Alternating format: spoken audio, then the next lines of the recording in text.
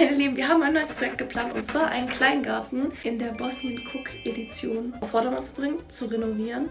Also auf dem Garten steht keine Laube, da war schon länger keiner mehr in diesem Garten und deswegen haben wir da viel zu tun. Wir wollen nämlich auch Gemüse pflanzen, sodass wir alles dort filmen können, unsere Zeit verbringen können.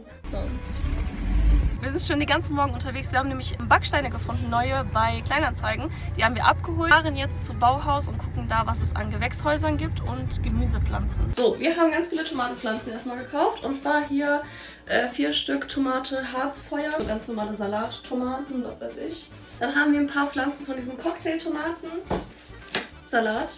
2 Packungen Lollo Rosso, der hat seine besten Zeiten hinter sich, aber dem wird es besser gehen im Gewächshaus.